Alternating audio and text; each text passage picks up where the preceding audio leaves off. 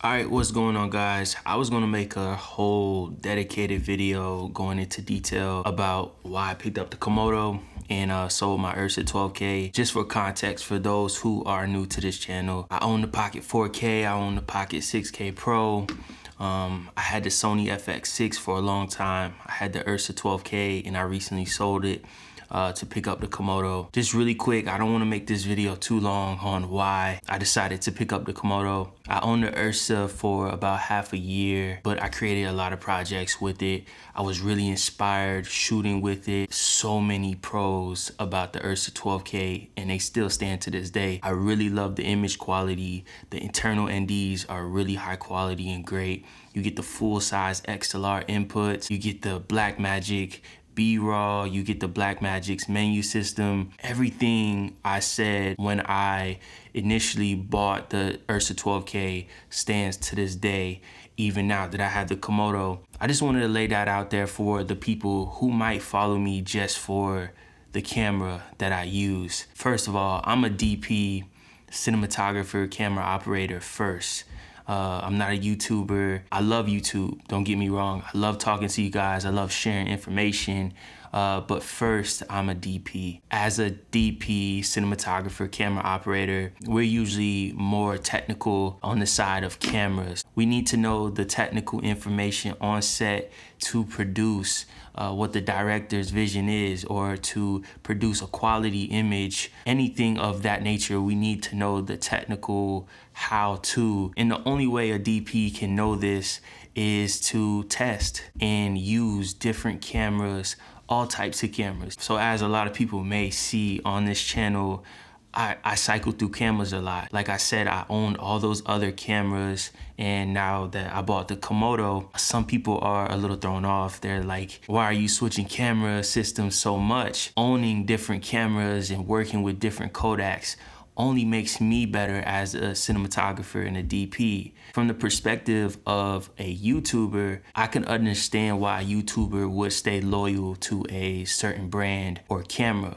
Because one, when you're promoting and advertising a certain camera and brand, they pay you. YouTubers get paid from advertisements and sponsorships. As a DP, we get paid to produce images on a production. So if you follow this channel and you're an aspiring DP, cinematographer, camera operator, it does you an injustice to stick to one camera system, because 80% of the time when you're hired onto a production, you'll probably be using a camera that you don't own, unless you own an Arri Alexa, a Sony Venice, or the higher end Reds. 80% of the time you'll be using a camera that you don't own. And how well you use these cameras, how well you can produce an image with these cameras judges if you will be hired again on a production in the future, so on. I just wanted to get that out the way. I picked up the Komodo about 3-4 months ago. I got it rigged out, as you can see behind me. It's great that I'm getting a chance to dive into Red Codecs, and Red Codecs have been in the industry for years before me. So yeah, first reason I wanted to pick up the Komodo was the Red Codecs. All right, so the second reason I picked up the Komodo is for the size of the camera. Everyone knows, if you've owned or operated a Komodo, you just understand how the dimensions of that cube, it just works on bigger gimbals, smaller gimbals. I was excited to work with a cube form factor. As a DP, I've never owned a camera, or I barely used a Komodo on set. I was excited to get my hands on and get some reps in with that cube form factor and try to rig it out and see what are the rigging options and how can I dial in my Komodo rig to keep it compact, really utilizing and having fun with the size of the Komodo that I couldn't do with the Ursa 12K. As we all know, the Ursa 12K, it's a really big camera, it's an awkward shape. I'll get into that here soon, but my third reason is to work with a Red camera, just a Red brand, period. Never had the experience of owning a Red. A lot of people that are in cinematography as a hobby have always been and heard about Red, so getting your hands on one has always been a dream in a sense, to just own one and operate one. Really love the community that Red has built over the years. Another reason I wanted to jump into the Red systems was to jump into the image and see how it edits, how it color grades, how much dynamic range can I squeeze out of the sensor, the image quality that we hear about with these Red cameras. I've been excited to jump into it. Yeah, I'm really excited about the future of using this Komodo. Really quick, maybe I'll go into some things that I don't like about the Komodo. I don't like that you have to black shade. For those who don't know what black shading is, it's really just calibrating the Komodo. So when you turn it on and you're switching from maybe interior cooler environment, and then you go outside and you shoot in the hot sun, it's a different temperature, so you have to black shade and calibrate the Komodo just so you're squeezing all of the dynamic range out of the sensor. That was a really vague, quick explanation of black shading, but black shading takes some time, and when you're in a run and gun situation, black shading could be an issue, and I can see how that definitely impedes shooting and kind of slows you down. Going into the Komodo, I kept that in mind. I seen other YouTube videos talking about black shading, how it slows them down, and it's just kind of it's kind of weird and it throws you off a little bit while you're shooting. I haven't had that big of an issue with it. Again, it just slows me down, but I'm okay with that. Another thing about the Komodo that I don't necessarily like is the 40 frames per second. You don't have higher frame rates, but I know that Komodo X is coming out and supposedly they have higher frame rates.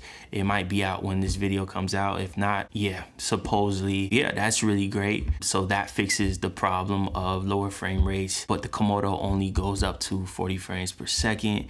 Other than that, you'll be taking a major hit to the resolution. Me coming from an Ursa 12K that can shoot 120 frames per second at 4K, 6K, 8K. Some people might be like, why are you even sacrificing frame rates of 120 frames per second to go high as only 40 frames per second on the Komodo? So yeah, that was a trade-off. Wasn't that big of a trade-off for me necessarily. I can see how it could be for others. I've been working with it and I make it work for what it is. And I kind of had that in mind when I was going into the Komodo. Yes, it's a sacrifice coming from 120 frames per second. Not that big of a sacrifice as some people make it. Quick second, my FX30 that I'm filming with right now is about to die. Let me do a quick battery swap and we'll be back. All right, so hope the frame didn't change too much, but we just made a quick battery swap on the FX30. Another thing that I don't like about the Komodo is that you don't have as many connections like SDI. You don't have the XLR inputs, the full size XLR, as you do on the Ursa 12K. You get one SDI and you get no XLR inputs. So that was a really big trade-off for me as well. Let's get into why I sold the Ursa 12K. I've said nothing but good things about the Ursa 12K on this channel, and all of those things that I've said still stands. Beautiful image quality, really love Blackmagic cameras, color science, B-raw, menu system, but I do have my reasons why I sold the Ursa 12K for the Komodo. So the first reason I sold my Ursa 12K for the Komodo was financial reasons. I didn't want the Ursa 12K to be sitting on a shelf somewhere collecting dust and losing value while I get my reps in with the Komodo.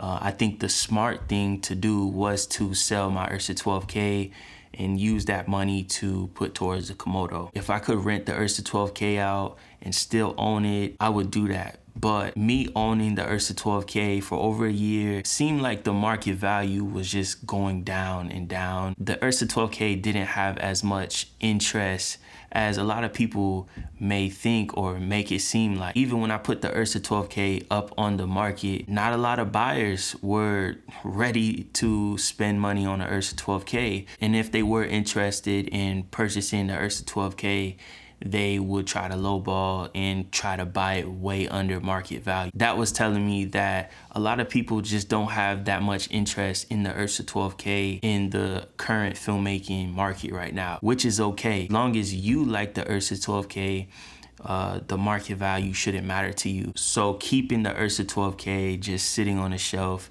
it wasn't renting out for me. I've never got a gig from the Ursa 12K solely off me just owning it. So financially, selling the Ursa 12K was the best decision for me. Second reason I sold the Ursa 12K was battery life. As soon as I purchased the Ursa 12K and started using it, I've noticed that the battery life is just terrible. You can throw a 150 watt V-mount battery on there. If you have accessories and you're powering a monitor, you can get a good 2.5 hours out of a 150 watt battery. Being a power hungry camera was a small sacrifice for all of the great features that the Ursa 12K had. Komodo, I throw a micro 150 watt battery on there.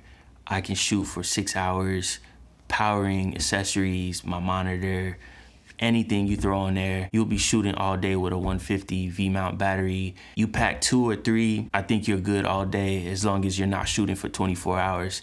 And if you're shooting for 24 hours, that's definitely illegal.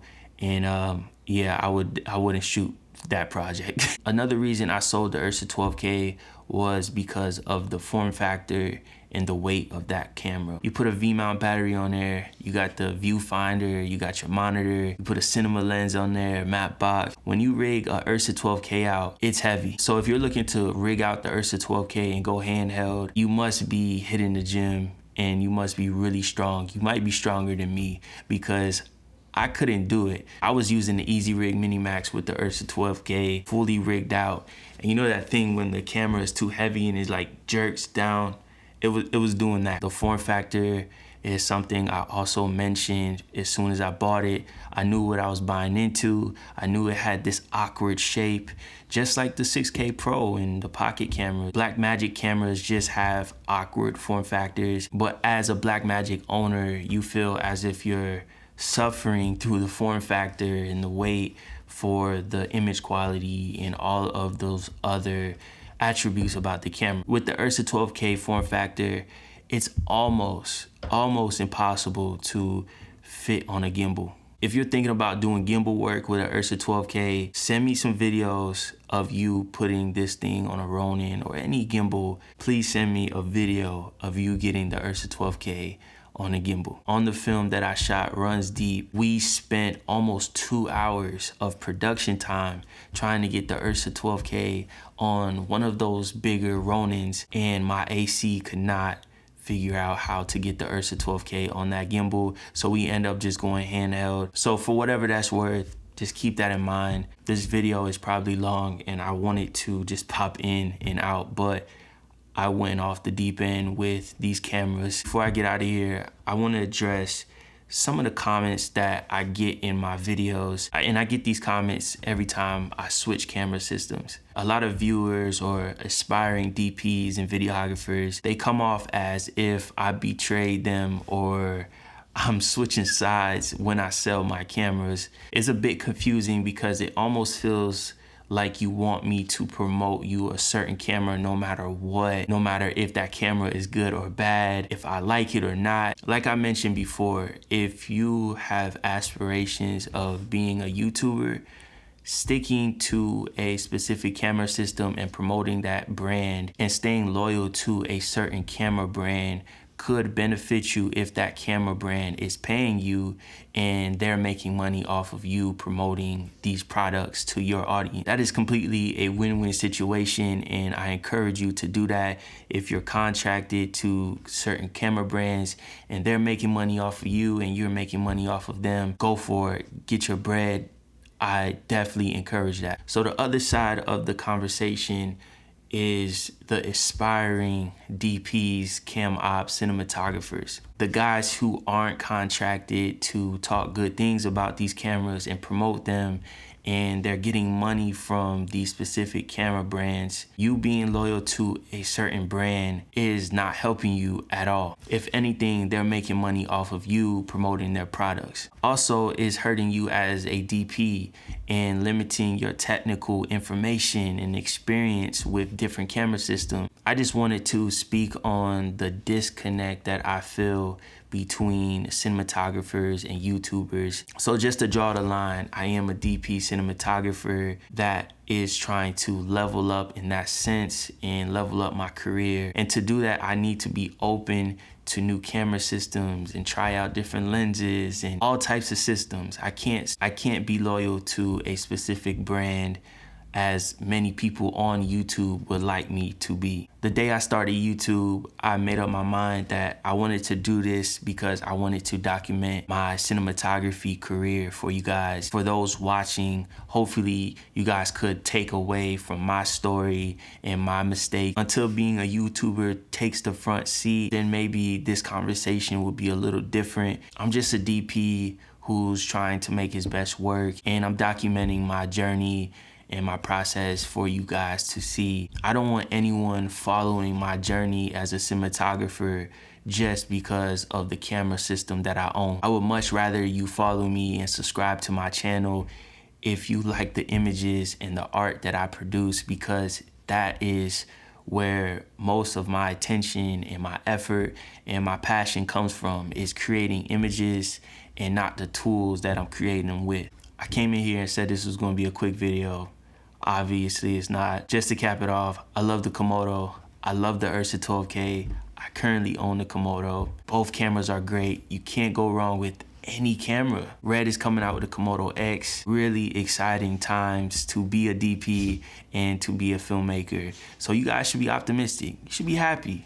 Let's turn up, man. They coming out with the Komodo X. It's gonna have higher frame rates. Let's see what they do. I'm really excited about the Komodo X. I don't feel like I missed out buying the Komodo. I'm excited to have this Komodo. I feel like it's part of history and really great innovation with the Komodo, and I'm happy to be experiencing it. So thank you for watching this video, and I hope you guys enjoy the rest of your day, night, morning, whatever it is, and carry on.